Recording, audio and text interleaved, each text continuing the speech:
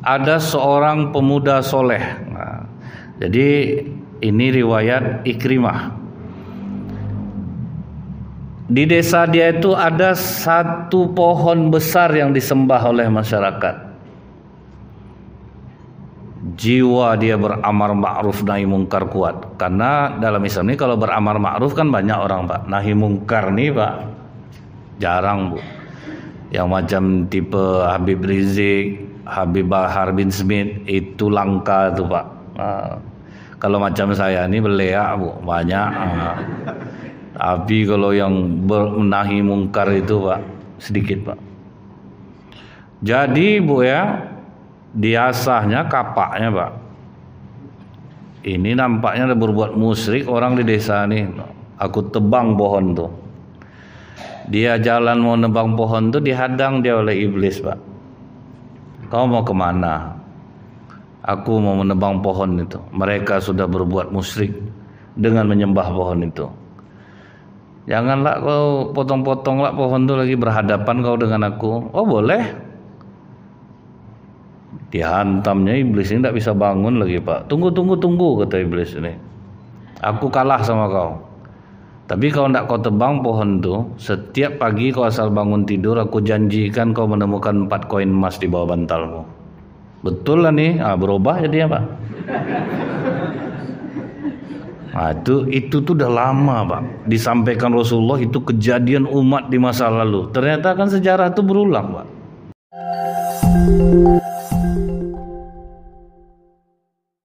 Ada Usamah bin Zaid mengatakan, meriwayatkan bahwa Rasulullah mengatakan, Bu, besok di akhirat itu ada orang yang dilemparkan ke dalam neraka, kemudian ususnya terburai dan dia berputar-putar di mengelilingi ususnya itu.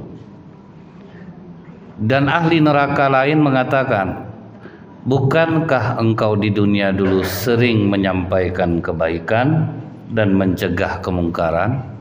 Mengapa kau berada di dalam neraka? Maka orang ini menjawab, dulu waktu di dunia aku menyampaikan kebaikan tetapi aku tidak melakukannya. Aku mencegah kejahatan, justru aku melaksanakannya. Macam kami inilah, Bu. Ini ya di sini. Saya menyampaikan macam kan iya betul pula, Pak ya. Kami ini parah nih, Bu. Pernah saya ceritakan ke Bapak Ibu dulu. Ustadz ini sedang ceramah tentang rumah tangga Rasulullah. Bagaimana berkasih sayang dengan istri, sayang kepada keluarga. Ada bapak-bapak di balik tiang tuh. Saya perhatikan ketawa aja dari awal, Pak. Ketawa itu ketawa ngejek, Pak. Habis Ustadz itu ceramah, selesai sholat isya, saya tanya, Bapak ngapa ketawa dari tadi, Pak? Ustadz itu tetangga saya tuh, Ustadz. Pemukul sama istri itu. Dia pemukul sama istri, Bu. Jadi kadang, Pak, kami ini ngeri resikonya nih, Pak. Ngeri resiko. Temakan kaji kata orang itu maksudnya itu, Pak. Nah, temakan kaji dia, Bu. Dan memang Islam ini kan mengajarkan kita ini apa, Bu? Wa ma umiru illa liya'budullaha mukhlishina lahuddin. Memurnikan agama ini hanya untuk Allah. Nah, sementara, Bu, macam kami ini kadang kalau tidak ada amplopnya itu sedikit jarang datang, Pak. Jadi memang itulah, doakanlah kami ini, Bapak Ibu. Memang parah nih, Pak. Kondisi sekarang ini parah, Pak. Saya sendiri terasa betul tuh.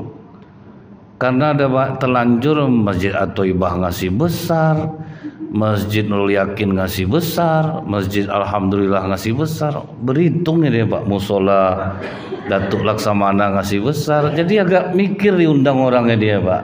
Ada enggak pesaing 4 masjid nih kira-kira? Jadi akhirnya kami mulai berubah hati tadi jadinya, Pak. Tuh, Bu ya, ngerinya, Bu ya. Jadi hadis Rasulullah yang mengatakan tentang besok di akhirat ada orang yang 3 orang memiliki amal besar tapi akhirnya masuk neraka. Yang pertama, orang mati syahid. Sampai dia di sisi Allah, Pak, ditunjukkan oleh Allah surga untuknya. Bagaimana kau bisa mendapatkan kenikmatan surga seperti ini? Kami dulu di dunia berjuang di jalan-Mu ya Allah. Jiwa dan raga kami tumpahkan agar syiar agama ini meninggi di bumi-Mu ini. Kata Allah, bohong. Kamu melakukan itu supaya kamu dipuji orang, sehingga orang mengatakan kamu adalah orang yang pemberani. Kamu sudah mendapatkan pujian itu di dunia. Silahkan sekarang masuk neraka. Itulah Bu ya. Padahal mati syahid itu Pak ya, puncaknya dalam Islam. Akhirnya gara-gara niat bisa akhirnya masuk neraka. Ada sahabat Rasulullah Pak, namanya Qotsman. Dia meninggal di perang Uhud Bu. Semua sahabat salut nengok keberanian Qotsman. Sampai dibilang orang beruntung Qotsman ya Rasulullah. Dia akhirnya menemui syahidnya. Kata Rasulullah, tidak. Dia berjuang untuk meninggikan sukunya, agar dia dipuji di tengah sukunya, dan sebetulnya dia tidak mati dibunuh. Jadi pedang itu nancap Pak. Sebetulnya dia nak mati Pak. Biar supaya dibilang mati syahid, tusukkannya pedang itu. Mati bunuh diri dia jadi. Sayang jadinya Pak kan. Orang kita udah niat syahid. Jadi jamaah inilah yang beruntung sebetulnya nih Pak ya. Dia mendengar kemudian mengamalkannya. Dia tidak menyampaikan, tetapi dengan bapak ibu sering ke masjid, nampak sama anak-anak muda bisa menjadi asbab hidayah bagi orang. Tanpa bapak ibu sadari, besok pahala terus mengalir. Kalau sebab asbab bapak ibu orang dapat hidayah. Yang kami sampaikan nih Bu, udah diganti Allah di dunia dengan amplop Pak. Itu tuh ragu kadang-kadang Pak. Jadi kan yang kami sampaikan ini kan dikasih sama pengurus, walaupun judulnya wa ta'awanu 'alal birri, saling tolong menolong ya Pak ya. Nah, cuman niat di hati kami ini Bu, Allah lah yang tahu. Parah kami ini nih Pak. Kadang nyuruh orang sedekah. Ibu bapak perhatikanlah besok bulan puasa. Asal lewat kota infak depan Ustaz, coba Bapak tengok. Berapa yang ngisi? Dia mau dia aja yang dikasih Bu. Sementara dia tidak mau menyumbang. Sampai saya dengar paling tidak kita bawa lah duit 2.000. Ya Allah Pak, 2.000 Pak. Istilahnya syarat bahwa kita ngisi kota infak. Jadi ternyata kami ini banyak juga yang pelit Bu. Bakhil Bu. Nyuruh orang sedekah bukan main lagi Pak. Tuh kurang amplopnya datang dia balik sore itu Pak. Saya ingat ya Bu ya. Ini cerita nyata nih Pak. Dia cerita nih. Saya ceramah Jumat di situ Ustaz jadi khatib. Rupanya dari kasih amplop asar datang saya balik situ. Saya tanya, tahu enggak sama si Ustaz yang jadi khatib tadi? Enggak Pak, ini orangnya. Enggak kena kasih amplop kan, tuh-tuhnya Pak. Datang dia sore balik Bu. Kalau kita kan tahan-tahan diri aja lah ya Pak ya, sambil berdoa kepada Allah, mudah-mudahan ingatlah pengurusnya. Sama juga sebetulnya, coba lebih halus aja Pak, lebih halus. Nah ini lebih ke menasehati diri sendiri. Artinya apa Bu? Hati-hati kita menyampaikan sebuah kebaikan yang belum tentu juga kita akan bisa istiqomah melaksanakannya. Karena iblis ini kan tidak tidur Bu. Misalnya ibu bilang sama orang, rajin-rajin lah kalian salat duha, tengok ibu nih ada tua. Belum tentu lagi Bu. Nanti mana tuh ibu tidak sanggup temakan cakap jadinya Pak. Karena perubahan hati manusia ini Bu lebih cepat daripada air yang menggelegak tuh Bu. Lebih cepat daripada air yang menggelegak. Makanya kita hati-hati ngajar kebaikan sama orang. Jangan seolah-olah kita sudah hebat, kita sudah mengamalkannya. Waktu saya ceramah di Perawang dulu Pak, betapa terpaku jamaah waktu saya menerangkan tentang kesabaran.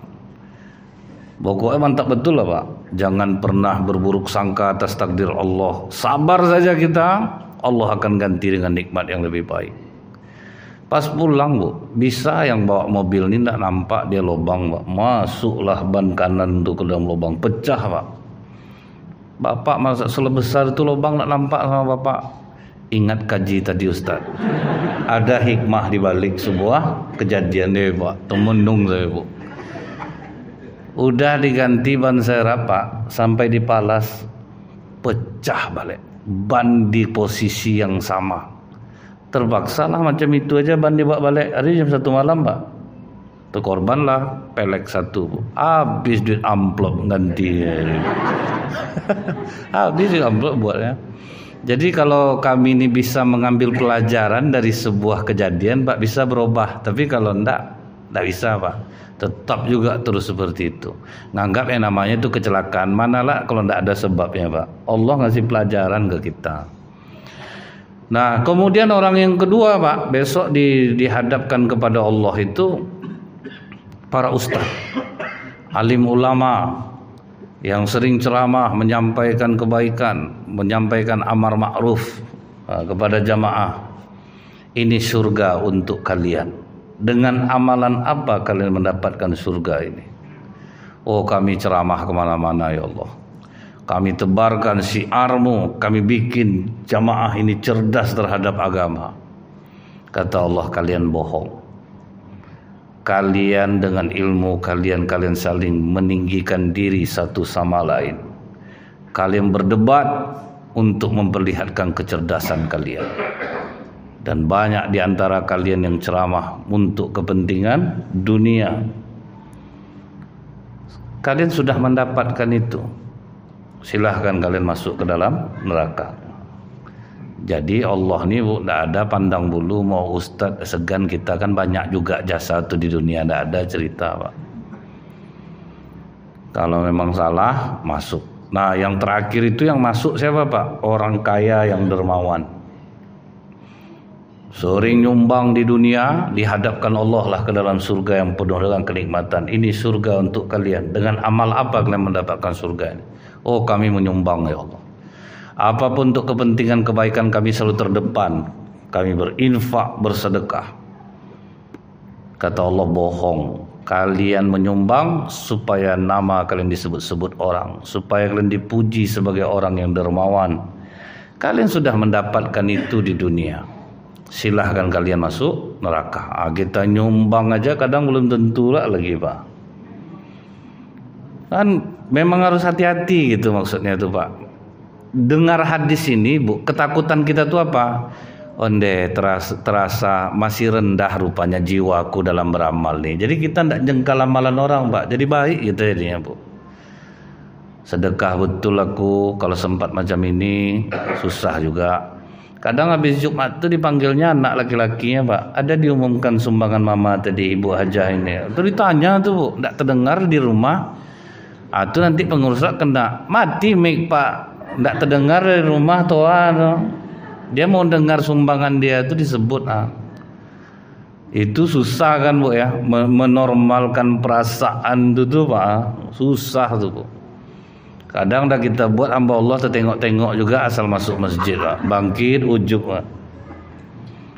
Nomor 3 itu nama aku tuh. Tertengok dari atas, aku yang paling besar rupanya. Padahal bapak yang di atas tuh kaya, bangkit ujub Pak jadinya Pak. Padahal udah nulis hamba Allah tuh Bu kan. Jadi kita itu maksudnya ini apa Bapak Ibu? Kita jadi orang yang rendah hati itu maksudnya Pak. Kita tahu alah amalan aku ini belum tentu diterima Allah lagi. Bagaimana mungkin aku jengkal-jengkal amal orang? Kadang kan betul juga Bu ya. Kita tuh senang dipuji orang, senang disanjung orang. Ibu-ibu nih hebat, kompak, dermawan, banyak menyumbang. Kadang betul sebetulnya pujian itu kan kabar gembira yang disegerakan bagi seorang mukmin. Cuman kadang-kadang hati kita ini tidak bisa kita kuasai itu. Nah, jadi dalam hadis yang diriwayatkan Usamah bin Zaid ini, bahwa ternyata para ustadz pun tidak aman dari azab Allah Pak. Menyampaikan kebaikan, disuruh orang tahajud, dia tidak pernah tahajud Pak. Rajinlah sholat berjamaah. Rupa dia sendiri yang dekat dari masjid Pak. Kata orang sana tidak pernah dia ke masjid. Terus saya jumpai orangnya itu tabayun saya Pak. Pak, ada banyak orang sini bilang Bapak ustadz Pak. Iya tidak ada Pak ke masjid. Hadis mengenai ke masjid itu hadis motivasi sebetulnya. Wah mak gawat Pak. Bisa berubah hadis itu dibuatnya. Itu banyak alasan. Adalah lagi, ya imamnya apa Ustaz? Bapak jadi imam. Kalau terasa orang rendah ilmunya, kita jadi imam. Tidak usah banyak alasan. Jangan pernah menjengkali orang. Abu Dzar Al-Ghifari pernah bertanya sama Rasulullah, Pak, imam kami itu orang fasik ya Rasulullah, sah enggak sholat aku di belakangnya jadi makmum? Sah. Itu urusan dia sama Allah. Jadi kita tuh enggak berhak ibaratnya mengukur-ngukur keimanan orang. Karena ada satu pengajian ya Bu ya, kalau ndak orang dia imam, dia ndak mau jadi makmum Pak, biarlah sholat dia jauh Pak. Yang penting dia ndak berimam sama imam itu. Gara-gara belajar tahsin biasa tuh Bu, ndak tepat lidah imamnya. Itu kadang hanya kecil Bu, besar kan berbeda artinya tuh. Itu kok diperumit-rumit macam itu jadinya Pak. Lidah sambalado tanah Bu, manalah bisa tepat setepat-tepatnya, itu kan tak mungkin Pak kan. Makan sambalado pucuk ubi, orang makan orang minyak zaitun, samin, kambing, enak-enak makanan, tentu lidah tuh enak jadinya Pak ya. Jadi tidak mungkin sama. Sampai Bu, bulan-bulan puasa tuh banyak anak-anak nak mau tadarus masjid. Apa kalian main di luar nih ngaji, kalian dalam muak nengok nenek itu Ustaz. Salah aja orang ngaji buatnya. Nenek ini udah belajar tahsin Pak. Narik napas salah Ustaz. Narik napas belum terbaca ayatnya lagi Bu, udah salah. Bagus main kami luar lagi gitu ya. Hilang semangat orang Pak untuk belajar jadinya. Dia gini Bu, satu kelas orang belajar ngaji Bu, yang pandai tetap beberapa orang cuman Pak. Jadi tidak bisa kita samakan gitu. Kadang akhirnya suka nilai imam Pak. Imam kadang panjang beda, apa beda. Jadi terlalu rumit jadinya. Dan kita sekarang kan udah tahu Pak, yang jadi imam kita sekarang betul-betul orang-orang yang sudah tahu ilmu tajwid. Jadi tidak perlu dikhawatirkan lagi. Kalau beberapa tahun yang lalu ya banyak imam maju tak gentar nih Pak. Pokoknya berani maju Pak. Salut saya nengok ya. Kadang Bu ya jamaah udah kesal nengok ya. Ada yang terlama betul. Ada yang diulang-ulangnya tibanya Bu ya, misalnya penggalan-penggalan ayat Pak diulang balik dari pangkal Pak. Ganda letih jamaah menunggu Bu kan. Sangka udah berakhir dia diulang balik dari tengah Pak kan. Memanjang dibuatnya, kadang kotor hati jamaah jadinya itu Pak. Nah jadi Bu ya, ternyata kita dalam suasana yang waspada semua ya Pak. Nah, kadang kita menyampaikan kebaikan. Misalnya nih Bu, orang ribut masalah ngurus surat-surat ini payah Ustadz. Wah datang, kalau ada apa-apa jangan mau dibayar lebih. Pokoknya kasih tahu saya kalau ada yang bayar lebih. Datang anak buahnya, awak nyetor tiap bulan disuruhnya lah macam itu. Kalau mau ndak disetor ndak apa. Kadang banyak yang macam itu Pak. Dia cuci apa dia, seolah-olah dia pahlawan baik gitu Bu ya. Dia jadi orang baiknya gitu. Pokoknya apa-apa aja masalah nanti sampaikan ke saya. Yang tahu kan itu anak buah Pak. Macam kadang Bu ya, pas misalnya nih di pokok permudah urusan orang, jangan sampai dibuat susah orang, bolak-balik orang lembuat, susah orang jadinya. Masuk bulan puasa, safari dakwah, kadang tengoklah Pak, muka camat sama lurah lain menungnya Bu, karena dia yang mencarikan itu Pak. Yang lain yang dapat nama, kan sering seperti itu. Tapi ini di Zimbabwe Bu, bukan di Indonesia, jauh nih Pak kejadiannya itu. Jadi dia itu kan sering safari dakwah misalnya nih Pak, kan nanti ada nyumbang tak 10 juta atau 15 juta, yang ditekan kan yang di bawah Pak. Yang di bawah dari mana dapat duitnya? Tentu peras sana peras sini. Itulah katanya tidak akan mempersulit orang, itulah tidak akan mengolah orang. Sementara dia harus nyetor. Kan sekarang udah mulai terbuka nih Pak, persidangan ternyata oknum yang menjual sabu dia nangkap, dia jual balik, dia untuk dia balik. Kan sering seperti itu sekarang nih Pak kan. Ya, jadi ternyata banyak orang yang menyampaikan kebaikan itu dia sendiri tidak mengamalkannya. Dia sendiri pun masih susah untuk mengamalkannya. Nah, makanya kita hati-hati nih Bu, misalnya nasihati orang atau menyampaikan kebaikan sama orang, karena kita belum tentu aman lagi. Yang membuat kadang amar ma'ruf nahi mungkar kita nih gagal apa Bu? Ketika kita dihadapkan dengan uang, Pak. Itu banyak KO. Udah baik dia Bu ya. Dia mau beramar ma'ruf nahi mungkar. Tapi bisa kadang-kadang yang membatalkan itu adalah uang, Pak. Ini yang saya alami sendiri nih Bu ya. Ustadz bisa ceramah di kampung kami. Kami udah sepakat, kami sanggupnya cuman sekian. Saya mendengar itu langsung saya bilang, nggak usah dibahas masalah itu Pak. Yang penting insya Allah saya bisa sampai ke sana. Tempatnya lumayan jauh, dikirimnya map lupa 2 jam 51 menit gitu Pak ya. Nggak ada masalah nih, aman nih Bu. Nggak lama sudah tuh datanglah orang nelfon Bu. Jumlah sama tapi di Pekanbaru Pak. Oh galau langsung Bu. Apalah kau. Terasa betul tuh. Ini saya cerita saya, kalau ustaz lain saya yakin enggak Pak.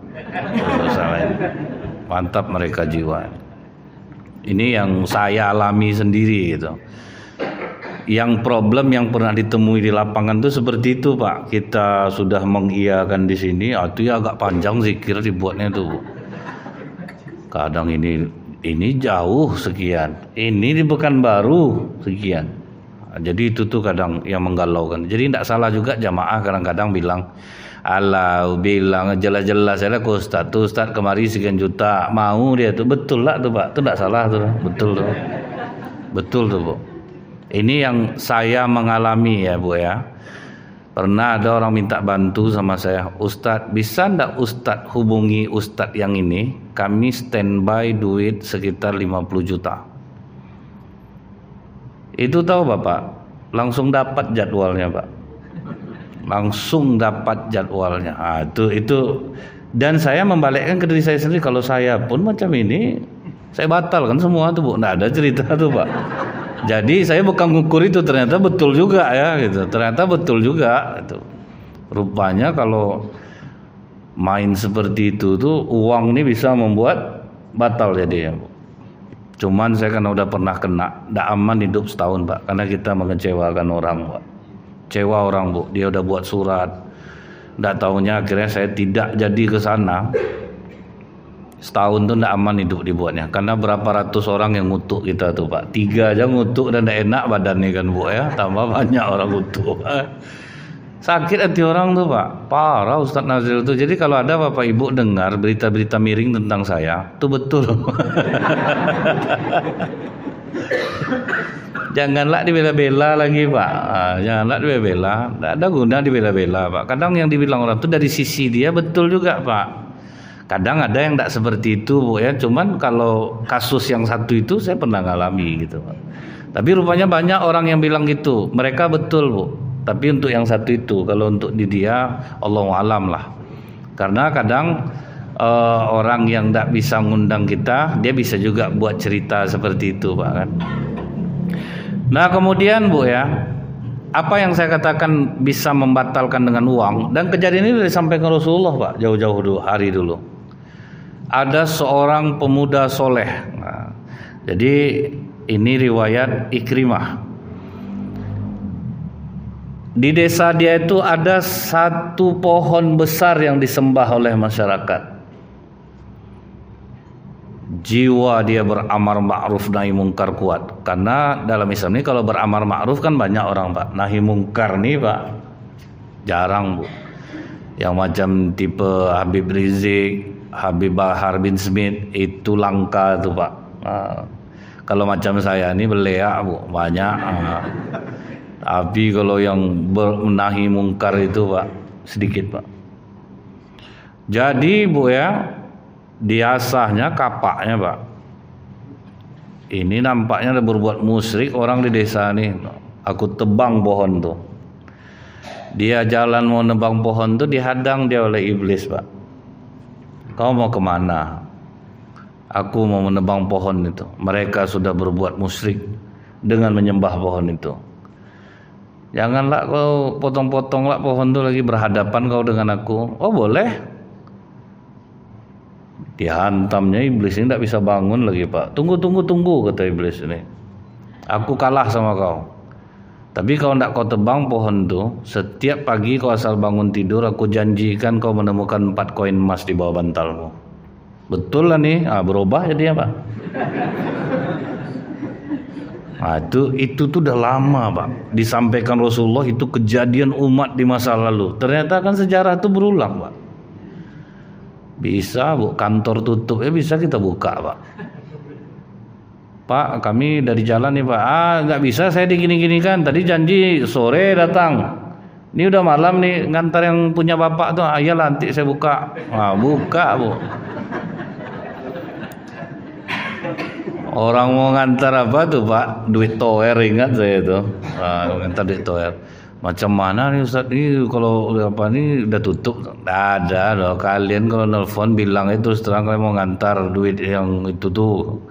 Buka kan tuh jam 2 malam buka. Betul Pak, betul Pak ya. Memang iya pula. Jadi Bu ya, begitu disuap dengan uang tuh Pak, jadi dia tebang pohon tuh. Pulang dia ke rumah. Pagi dia bangun, dia tengok dapat 4 koin emas. Hari kedua masih dapat 4 koin emas. Hari ketiga sudah tidak dapat lagi Pak. Dia asahnya balik kapak. Jalan dia ke sana, diadang lagi oleh iblis yang sama. Kau mau kemana? Kau bohong sama aku. Aku bangun tadi pagi tidak ada lagi 4 koin emas. Oh kalau sekarang ya kau macam-macam sama aku. Berani kau maju selangkah selesai kau buat. Oh tidak jerah kau pukul kemarin ya. Dicoba mukul iblis ini Bu, tidak mempan lagi Bu. Dialah dipukul iblis ini, tertumpah atau jatuh dia Pak. Jangan coba kau menebang pohon itu. Pulang Pak. Tidak ada kekuatan lagi. Itu ngerinya Bu ya. Jadi yang membatalkan amar ma'ruf nahi mungkar ini itulah Pak. Uang. Duniawi ini Bu bisa membeli orang. Bisa membeli keputusan. Pak kan? Kita udah buat misalnya ini tidak boleh, ini boleh. Bisa nanti yang halal haram jadi halam jadinya Bu kan. Pokok antara itulah gitu Pak ya. Dia bisa dibuat tuh Pak. Jadi kemudian Pak, untuk supaya bisa kita beramar ma'ruf nahi mungkar nih Bu ya, disampaikan oleh Abu Lais, hendaknya memurnikan niat hanya karena mengharap ridho Allah. Ini nih yang betul-betul diluruskan setiap saat nih Pak. Ingat Bu, Umar bin Khattab radhiyallahu an, dia mau memukul tawanan perang. Pas mau mukul tuh Pak, diludahi tawanan tuh mukanya Pak. Langsung berhenti Umar, tidak jadi dipukulnya Pak. Dicucinya mukanya lama, dia duduk sendirian. Datang sahabat menyampainya. Kenapa kau diam saja ketika dia meludahimu? Kenapa tidak jadi kau pukul dia? Waktu dia ludahi muka aku, marah betul aku rasanya. Aku takut kalau aku tetap menghukum, aku menghukum karena dia meludahi aku. Jadi aku cuci dulu ludah nih, aku tenangkan jiwaku sampai aku bisa memukulnya karena Allah, bukan karena dia meludahi mukaku. Kan itu tuh yang berat tuh Bu ya. Kalau kita tuh Bu diludahkan aturan 7 kali jadi 70 kali tuh. Kurang ajar kau ya, aku kalau itu tambah menjadi jadinya Pak. Itu sulitnya tuh Bu, meluruskan nih Bu, meluruskan niat karena Allah. Jadi kita beramar ma'ruf itu betul-betul niat karena Allah.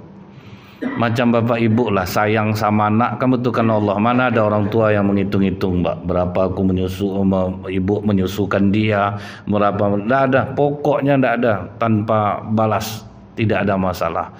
Bisa tidak kita tuh Pak, niat itu betul-betul tidak terungkit-ungkit macam itu tuh Pak. Menasihati orang betul-betul karena kita kasihan nengok dia. Saya itu yang saya dari jamaah tablik ya Pak ya, kerisauan mereka, orang tidak ke masjid, diajak dia apa kan seperti itu tuh Pak kan, tulus, tidak ada mengharapkan apa-apa. Cuman memang ada yang orang Islam yang memilih langkah seperti itu. Kita yang enggak, jangan pula kita bilang Bu meninggalkan istri, meninggalkan anak. Orang aja banyak kerja 6 tahun enggak pulang-pulang lagi Pak. Ngapa enggak pernah jadi masalah? Ada yang kerja luar negeri, yang ngambil dokter spesialis berapa lama enggak ketemu keluarga. Yang kerja di luar negeri ada 6-7 tahun, ngapa enggak jadi masalah? Ini begitu itu bagian dari kehidupan mereka. Sama dengan di masa Rasulullah namanya ahlu sufah. Mereka memang hanya mengabdi untuk agama, Pak. Jadi mereka tidak kerja, memang Rasulullah yang menanggungi mereka dan para sahabat. Jadi memang ada yang memilih seperti itu. Jadi itu tidak bisa juga kita bilang itu salah, itu ini, itu. Di mana-mana aja yang salah tuh pasti tetap ada, Pak. Cuman jangan disamaratakan semua. Kemudian niat meninggikan agama Islam. Jadi menasehati orang bukan karena dia orang terhormat. Rasulullah kan pernah kena, Pak. Rasulullah itu padahal niat karena Allah itu menasehati tokoh-tokoh Quraisy, Pak. Tahu-tahu datang Abdullah ibnu Umi Maktum, sahabat yang sudah muslim, buta matanya. Dihampirinya Rasulullah sedang ngomong tuh, Bu. Agak berubah muka Rasulullah sedikit, Pak. Tidak suka dengan kedatangan Abdullah ibnu Umi Maktum. Langsung ditegur oleh Allah, Bu. Abasa wa tawalla an ja'ahul a'ma wa ma yudrika la'allahu yazakka au yazakkaru fatanfa'u dzikra. Kau bermuka masam Muhammad. Itu kan itu, Pak. Gara-gara itu tuh, Bu. Ketika ada seorang buta yang datang kepadamu, padahal bisa jadi dia ingin membersihkan dirinya. Jadi padahal niat Rasulullah karena Allah tuh, Pak, bukan karena duit. Cuman bermuka masam dengan umat Islam aja, Pak, kena langsung ditegur oleh Allah. Jadi niat kita tuh memang boleh meninggikan agama Islam ini, tapi jangan sampai melanggar aturan. Jangan sampai kita itu gara-gara ini sama pembesar, kemudian agak tinggi apa kita jadinya. Kadang kan kami diundang misalnya, Pak ya, sama pembesar, itu lain gaya kita tuh, Pak ya. Kalau diundang orang di musola, lain lah gayanya tuh. Saya selalu menghindari duduk dengan orang-orang besar, Bu. Bukan karena apa, Pak? Apa namanya nih, Pak ya? Kesannya tuh kalau ustadz mendekat-dekat tuh, Bu, macam memasukkan proposal rasanya, Pak. Itu ya, bangkitlah jahat nih nanti gitu jadinya, Pak. Ya kadang apa namanya nih, Bu, kita misalnya dekat-dekat, duduk bersama pembesar. Yang sering salah tuh kitanya, Pak. Yang di bidang agama nih yang banyak melakukan kesalahan kalau dekat dengan pembesar itu, Pak. Banyak melakukan kesalahan.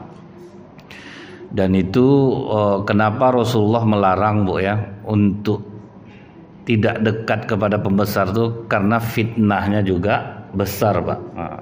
Kalau di zaman para sahabat tuh, Pak, pembesar itu yang mendatangi ulama, Pak. Dia yang datangi ke rumah dia, Bu. Kalau minta nasihat tuh dia datang.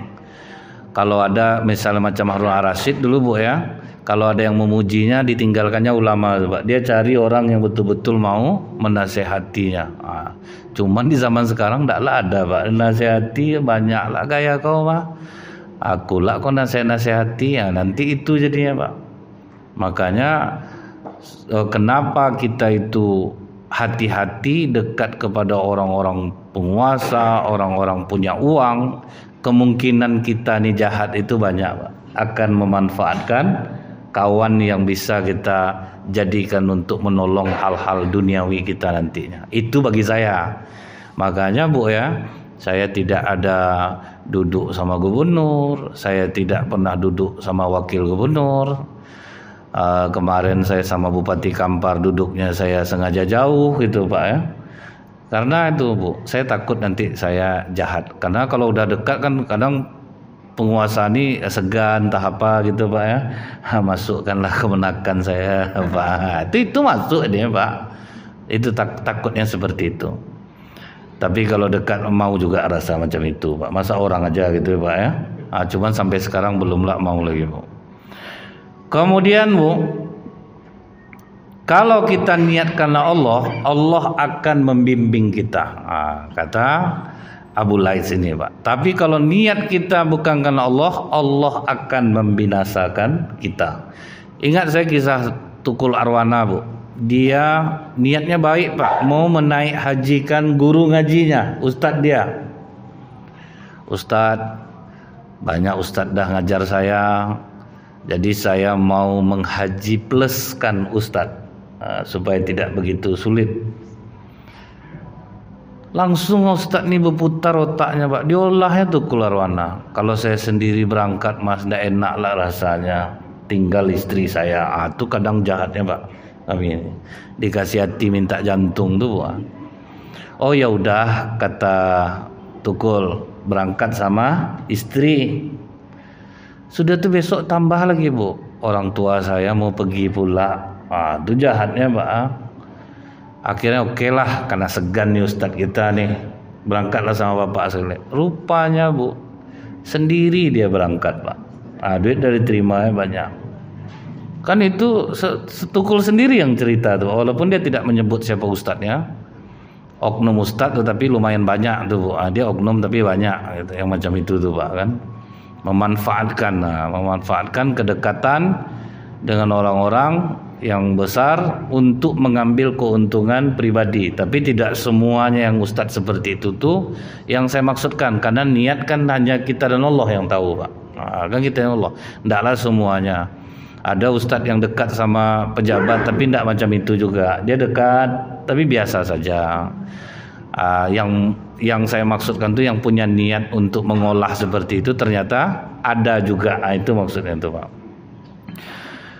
Kemudian Bu, supaya berhasil amar ma'ruf nahi mungkar kita itu hendaknya memerintahkan kebaikan dengan cara sembunyi-sembunyi.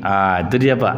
Kalau mau berhasil kita nasihati orang, jangan di depan orang banyak, harus sembunyi-sembunyi. Maka kata Abu Darda, siapa yang menasihati saudaranya di khalayak ramai berarti dia sudah mempermalukannya. Tapi kalau menasihatinya di saat dia berdua sembunyi-sembunyi, maka dia telah menghiasinya. Misalnya nih Bu, saya sedang ceramah, Ibu ada yang mengobrol karena ada sesuatu yang tidak selesai misalnya Bu ya. Terus saya langsung bilang, Ibu tolong jangan bicara, saya sedang ceramah. Ibu malu enggak? Malu Pak. Berarti saya sudah mempermalukan orang. Kalau mau ngasih tahu nanti ketika sembunyi-sembunyi. Baik Bapak Ibu, mudah-mudahan kita selalu waspada dengan segala kelemahan kita ini. Mudah-mudahan kita saling mendoakan untuk kuat kita di dalam amar ma'ruf nahi mungkar. Dan apa yang saya sampaikan ini, mudah-mudahan saya bisa belajar untuk lebih baik dengan apa yang disampaikan ini.